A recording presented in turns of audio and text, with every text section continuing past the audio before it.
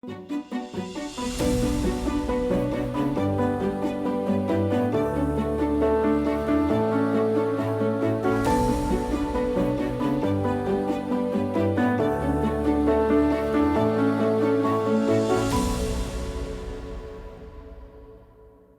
продолжаем интервью к юбилею Победы, говорим об информационной и дипломатической войне, говорим с теми, кто принимал непосредственное участие в этих процессах, и в этом выпуске предлагаем вам интервью с государственным и политическим деятелем Валерием Ашпа.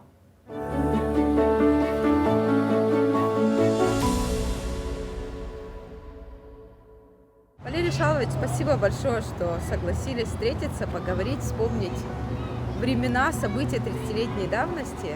Благодарю вас. Спасибо вам большое за приглашение. Я тоже очень долго не давал никакие интервью, не говорил много, долго знал, что надо будет работать, чтобы сохранять страну. Спасибо за приглашение. Валерий Шалович, время, когда началась война, было ожидание, было ли ощущение, что что-то такое страшное произойдет?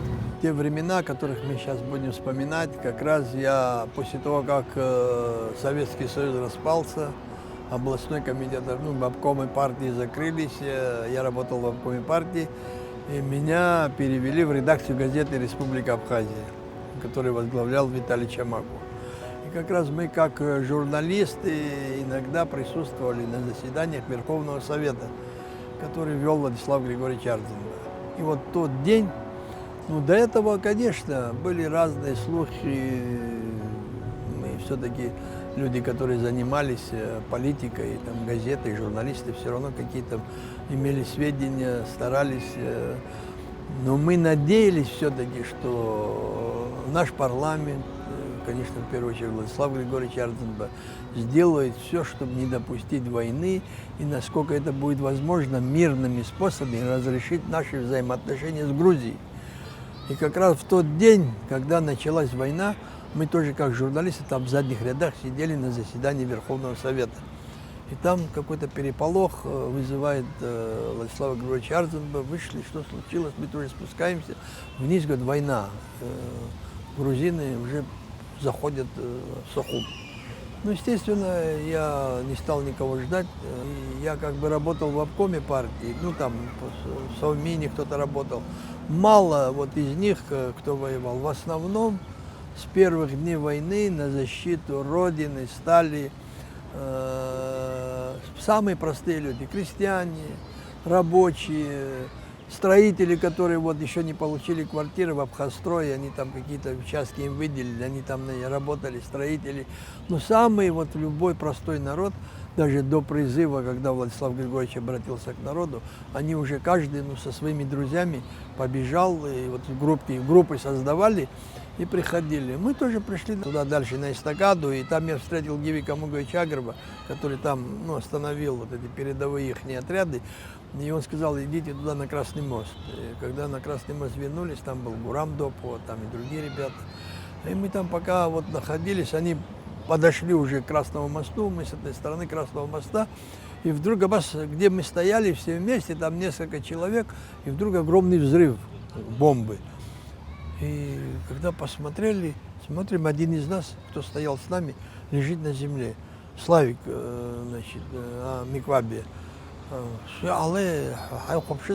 Оказывается, маленький осколочек попал, хорошо, что не в сердце, но, в общем, ранен. Был ранен, вот первый раз, когда я увидел раненого человека.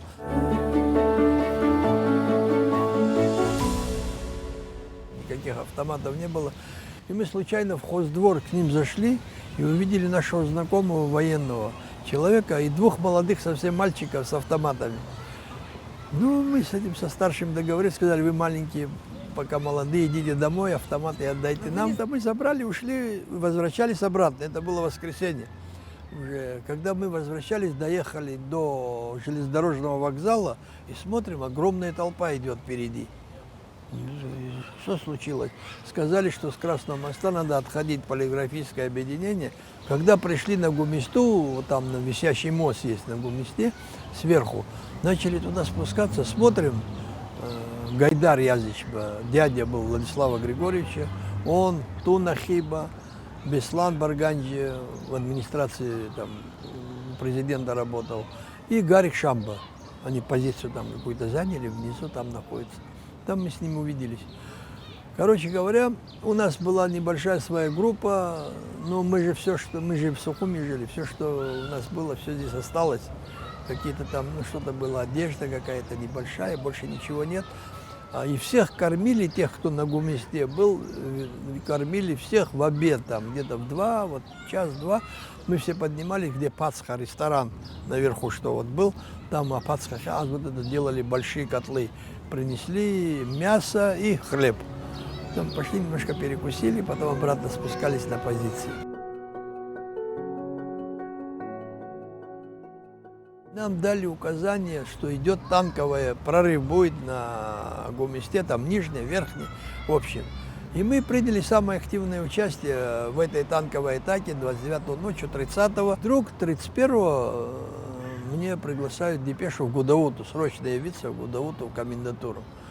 Я приезжаю в Гудауту 31 августа, и меня назначают, дают приказ, я назначаюсь военным комендантом города Новый Афон. Владислав, вот пока мы к этому не перешли, вот вы мирную жизнь ведете, работаете в газете. Что вы чувствовали тогда? Ну, жизнь же как в какой-то момент просто обрушивается. Понимаете, ну я, например, в то время ни о чем другом, это я сейчас не хотел вообще говорить, моя семья, часть осталась в Кварчеле, 2 детей, а другая часть в Сухуми, а я на Гумисте, понимаете? И вдруг я вспомнил, что моя семья осталась. Я вообще не думал, что мы Сухум оставим. Я думаю, ну, какое-то отражение будет, мы их вот там прогоним отсюда, вернемся. И вдруг я оказался там, они оказались здесь. Мы думали, что вот все вместе как-нибудь справимся с этими гадами, которые пришли нас уничтожать, наш народ, наших людей, наших детей, матерей. Только об этом думали. А в комендатуру, когда меня назначили, часть людей, которые со мной были на Гумисте, и другие люди, там новые, вообще очень интересный список, и Закан Маршаня там ко мне попал, и вот Валерий Амичба, который первый раз, Зурик Каджая, там Каджаевцы и другие, Феронович, который сегодня замглавы администрации, у меня в комендатуре был в Новом Афоне, там и его братья, ну, 20 человек было в комендатуре. По тому приказу, который издал председатель Верховного Совета Абхазии Владислав Григорьевич Арзенбе, военные комендатуры являлись самыми главными. Там милиция, местные власти, все были подчинены им. Одна часть наводила порядок, допустим, в городе, там же прифронтовая зона, Новый Афон, а вторая часть держала свой пост на Гумисте. Мы имели свое место где-то. И вот самые первые дни у нас погиб молодой мальчик, 24 года ему было, Каджая. Джон, 30 лет мы сейчас будем отмечать. Великий праздник великого народа. Первые ребята, вот первые, которые сразу встали на защиту. Многие погибли на 2-й день, на 3-й день, там, на 10-й день. Они даже не успели ни с кем побеседовать.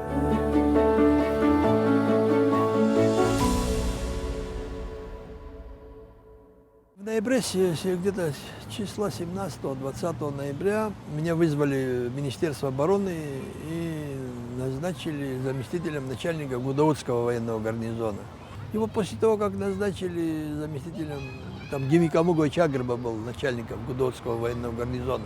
Это мощнейшая, конечно, тогда организация была. Тоже часть имела свою большую там место на Гумисте, где она вела, ну, вот эти посты. А мы как заместители, Леня Осиев был зам, я был зам, Даур Баркани был зам.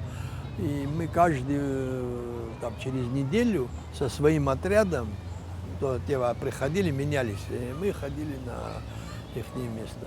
Вот один раз из тех, что я должен завтра идти со своим отрядом, значит, я получаю команду, что меня приглашает председатель Верховного Совета Владислав Григорьевич Арзенбе. Я был удивился, думаю, сейчас где мы, где он. Прихожу к нему. Вы тогда не были так хорошо знакомы? Нет, хорошо не были знакомы. Я работал же в ОБНИ до городского комитета партии, до обкома партии я работал в ОБНИ.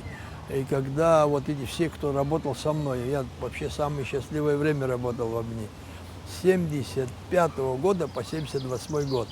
самый такой активный, где был боевое ядро всей нашей интеллигенции.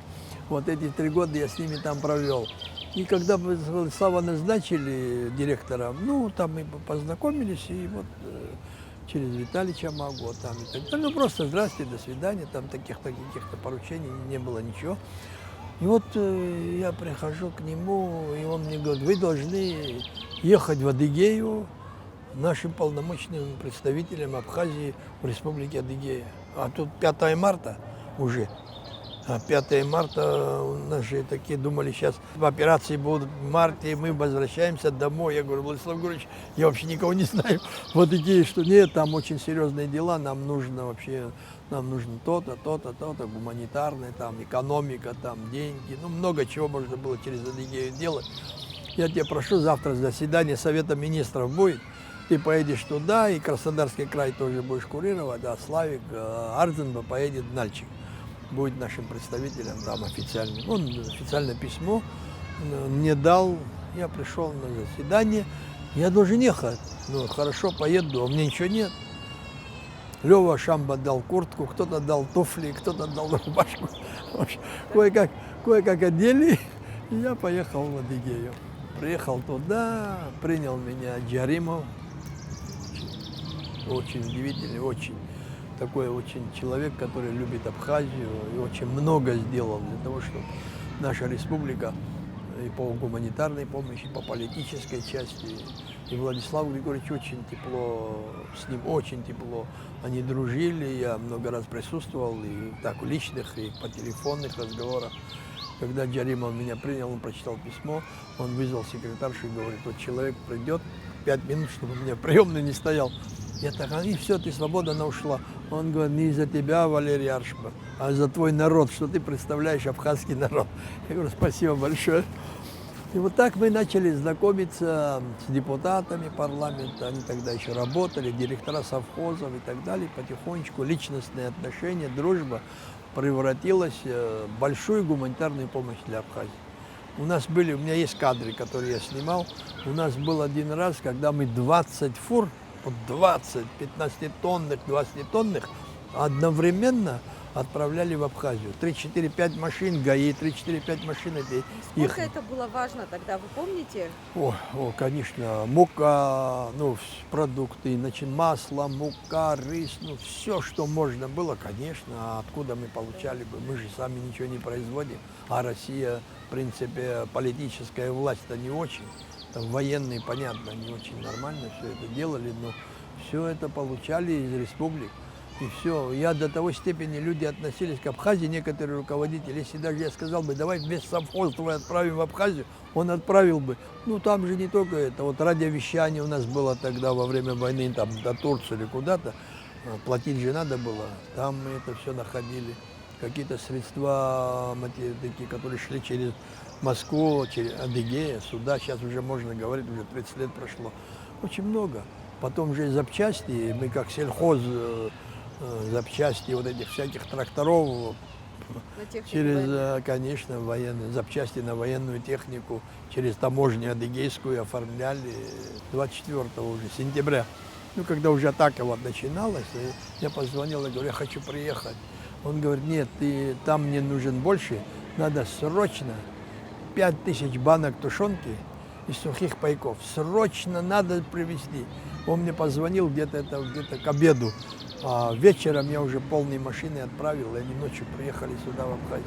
Вообще говорят, что до войны вот, для объединения диаспоры получилось сделать меньше, чем за годы войны. Вот за год войны диаспора как-то сплотилась. На ваш взгляд, вот даже помощь вот эта гуманитарная, это что же благодаря поддержке братских народов? Ну, конечно. Диаспоры наши. Конечно. А почему, как вы думаете, почему вот, понятно, война на уничтожение была, но... Ну, мы же как делали, эта война-то, когда закончилась, это же они не остановилась.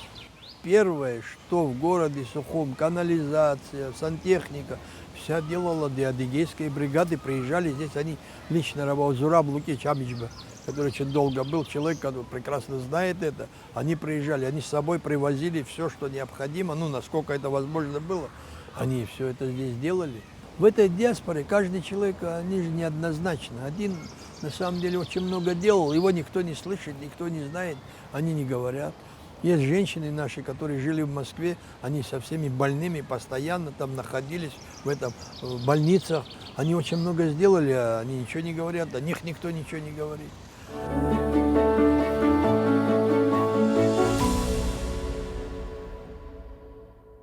Война велась не только с автоматами, но и на уровне дипломатов, на уровне представителей. Какую роль наши дипломаты, вы в том числе, вы участвовали в переговорах каких-то? Вот расскажите про это. Я когда находился, конечно, я кроме гуманитарной, там и политические вопросы мы решали, очень серьезные политические. В Адыгее проводилось несколько мероприятий очень важных. В Адыгее мы проводили несколько раз мероприятия, куда приезжали представители нашей диаспоры. И мы им там какие-то конкретные задачи ставили. У нас есть списки, кто за что должен был отвечать, кто что должен был дать. Если надо было гуманитарную помощь, просто даже если материальную, конкретную, там доллары, там какие-то внести, были списки, кто сколько внес, что внес. Потом в Адыгее проходили очень большие мероприятия, которые проводил Джаримов с руководством России. Все связано, что там были же моменты, когда уже добровольцы должны были уйти из Абхазии. Мы их там встречали в Адыгее, дальше провожали, они уходили отсюда. И вот в связи с этими очень много таких мероприятий, политических мероприятий очень много было тоже. Все было вместе. Кстати, в Кабардино-Балкарии тоже очень хорошо, и в Краснодарском крае много. Кондратенко вообще, губернатор Краснодарского края, в то времени вообще наш был друг ближайший, стал другом Владислава Григорьевича. Казаки, каким образом они поддержали? Вы помните вообще? Я помню, конечно, очень хорошо помню, когда я еще был заместителем начальника Гудаутского военного гарнизона, уже казаки, конечно, активно участвовали, особенно кубанские. Ну, донские тоже потом, Казицын, там их командующий был. Здесь Громов, кубанские казаки, конечно, официально приезжали, они очень достойно представляли, сделали. Ну, там разные люди бывают. Кто-то, конечно... Вы надеялись на их помощь разве? Мы надеялись на их помощь. Я вам скажу очень интересную вещь. Я исполняю обязанности президента, и из Грузии идет очень большой накат на Абхазию. Ну, они почти что вплоть до того, что они могут войти в Абхазию. И тогда я принял решение вместе с губернатором Краснодарского края, я издал указ. Я исполнял обязанности, указ. У нас же это абхазское казачество было, значит, Сухумский отдел абхазского казачества перевести, назвать его Сухумский отдел кубанского казачьего войска. Указ мы сделали, послали им срочно туда, и Громов вместе с казаками, если вы помните, это вот здесь полная площадь вся эта была забита казаками в форме, все, с оружием, они приехали сюда. И Сухумскому отделу Всекубанского казачьего войска уже вручали знамя. И когда это пресса, и когда эти увидели, грузины, у них пыл сразу, отпало желание идти на Абхазию. Такие моменты тоже были. Мы же потом проверяли, как они потом среагировали на это. Ну, весь вот это, полный вот все. Ткачев тогда был губернатором, он приезжал, Громов приезжал, здесь кадры есть, отличные в архиве абхазского телевидения. Ну и дальше, после войны же мы тоже, политика продолжалась. Вы думаете, что ассоциированные члены Ассоциации Северный Кавказ, для чего это было? Для того, чтобы, понимаете, мы же не имели права голосования. Право голоса имели, но права голосования у нас не было, мы ассоциированные члены. Но мне Джаримов, президент Адыгеи, Коков, президент Кабардино-Балкарии, Кондратенко, губернатор Краснодарского края, они мне всегда говорили, если вам что-то надо, ты нам скажи, мы сами поставим этот вопрос, сами проголосуем, не волнуйтесь, все будет нормально. Личностные отношения и в политике, и в жизни, и он точно знает, что это самое главное.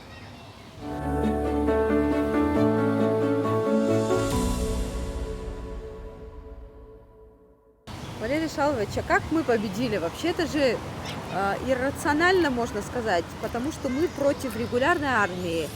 Мы, считайте, против всего мира. Грузию поддерживал Запад.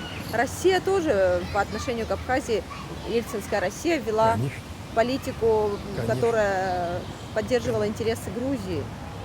Она не просто завуалирована, она открыта поддерживал. А вообще, что за Кавказский вот этот военный округ, что был в Тбилиси, и артиллерийское вот это все они там оставили, всю технику там оставили и создали. А Шеварднадзе что? Шеварднадзе хотел за 2 дня, он же поэтому с Ельцина, 2 дня и все, Абхазия будет, и там все. А потом не 2 дня, знаете, сколько получилось. А потом же, помимо того, как получилось, они же помимо регулярной, там не столько армии, там всякие, я извиняюсь, весь сброд пошел сюда. А некоторые сброд, который зашел в Сухум, они начали грабить. Знали, там списки имели, у кого что есть, у каких там греков золото, у каких этих. Пока они здесь 4-5 дней, а мы там в Гуместе укрепились. Плохо, хорошо, что То есть могли. это тоже помогло, делать. можно сказать, Это потому тоже что другие какая-то интересы часть, были у- конечно.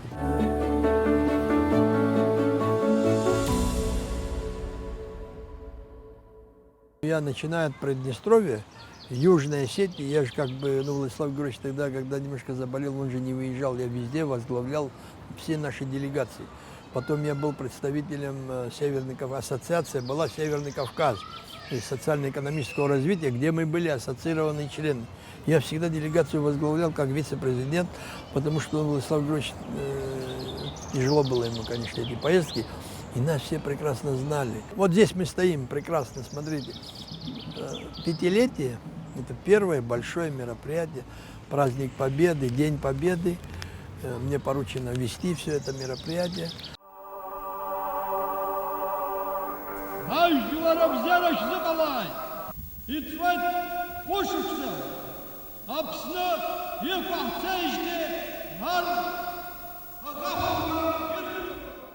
Кадры есть, слава богу, вы, наверное, видели, Владислав Григорьевич выступает, там и Чандаров, генерал, тогда вообще удивительно. Как-то тогда, знаете, после войны, вот тяжело было, да, экономическая блокада, Ельцин там против нас, у нас ничего нет, мы иногда хлебом давали зарплату, все как-то дружно жили, понимаете, что-то нужно было, друг другу помогали, не смотрели.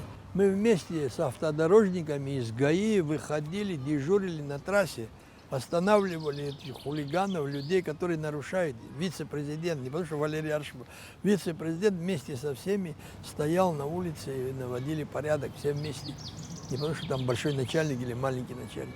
Все это вместе проходили, а потом как-то постепенно, после десятилетия, как мы хотели, чтобы Владислав Григорьевич присутствовал. Очень, он подъезжал несколько раз, хотел выйти на самом деле. Мы все сделали для того, чтобы даже солдат поставили строй, чтобы его здесь на трибуну, чтобы народ его увидел. Очень он хотел, как-то не смог. Нам пришлось. Ешба был министр обороны, Вячеслав Ахметович. И мы вместе с ним ничего не имея, парад провели, все провели, сами красили диски машин, танков, БТР.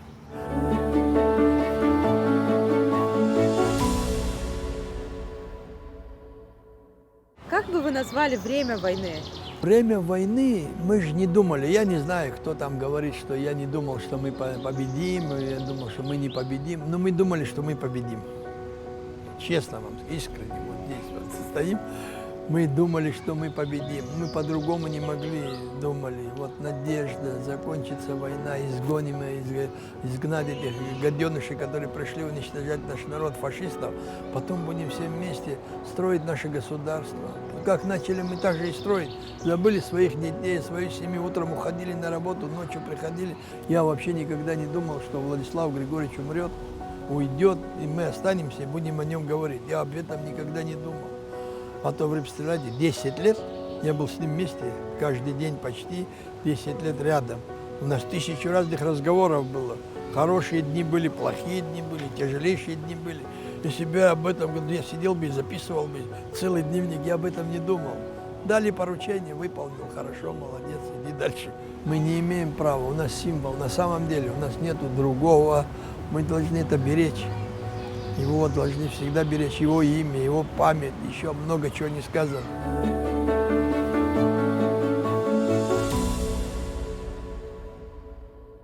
Валерий Шалович, о чем мечтаете? Вот, какой хотите видеть Абхазию?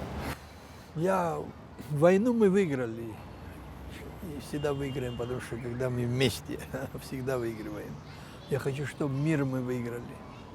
Понимаете, ну, очень многие не знают, и я не говорил сегодня. На Владислава после войны было такой нажим разных, ну там разные АБСМ, АБСС, страны, президенты разных стран. Были разные предложения.